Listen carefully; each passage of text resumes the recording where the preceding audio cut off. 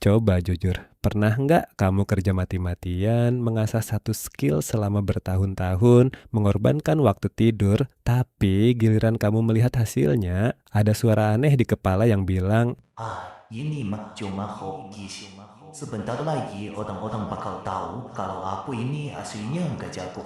Sadar, aku ini cuma penipu.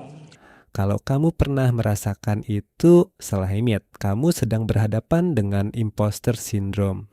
Selamat datang kembali di channel Media Berproses, tempat kita membongkar batas diri dan terus naik level. Di video ini, kita akan bahas satu musuh tak kasat mata yang sering membunuh potensi besar seseorang tepat sebelum mereka meraih kesuksesan. Siapkan dirimu karena kita akan menghancurkan suara itu sampai habis. Di video sebelumnya, kita sempat membedah soal mental block atau penjara pikiran.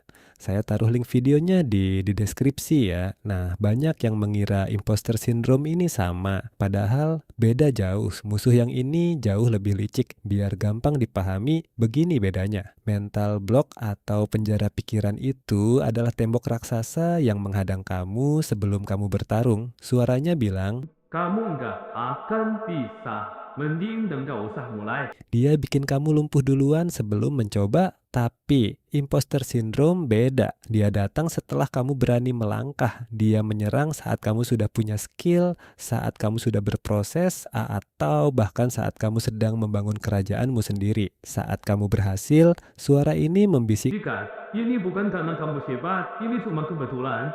Kamu belum pantas di sini.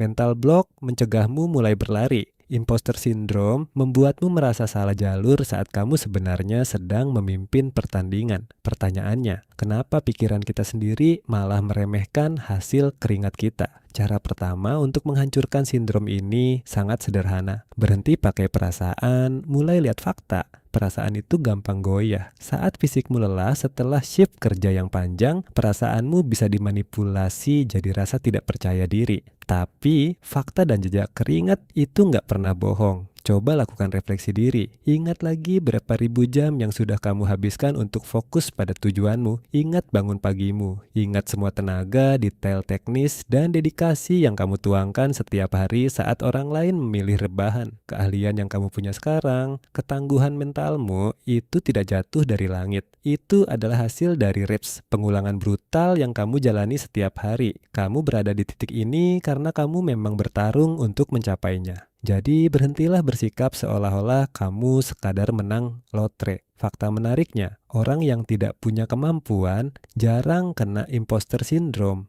Mereka malah sering merasa sok pintar. Jadi, kalau kamu merasa takut atau ragu karena imposter syndrome, itu justru bukti nyata bahwa kamu peduli, bahwa kamu punya standar yang tinggi, dan kamu sedang melangkah keluar dari zona nyaman. Dalam mentalitas seorang petarung, rasa gugup sebelum masuk ke medan pertempuran besar, entah itu merilis produk baru, memulai bisnis sendiri, atau mengambil tanggung jawab baru, adalah hal yang mutlak wajar. Gunakan keraguan itu sebagai bahan bakar. Saat pikiranmu bilang kamu belum siap, senyum saja dan jadikan itu tantangan. Buktikan pada dirimu sendiri seberapa kuat kamu bisa mendobrak keraguan itu lewat eksekusi nyata. Keraguan hanya bisa hidup di dalam kepalamu. Tapi saat kamu mulai bergerak, saat kamu terus mencetak karya dan membangun mimpimu, realitas akan membungkam keraguan itu sendirinya. Kamu bukan penipu, kamu adalah arsitek dari masa depanmu sendiri. Terima kasih sudah menonton channel Media Berproses. Apa ketakutan terbesar yang sering muncul di kepalamu saat sedang berproses dan bagaimana caramu melawannya? Tulis di kolom komentar, mari kita diskusikan di sana. Jangan lupa like dan subscribe kalau video ini menamparmu untuk bangkit hari ini. Teruslah berproses, teruslah bertarung, dan sampai jumpa di level berikutnya.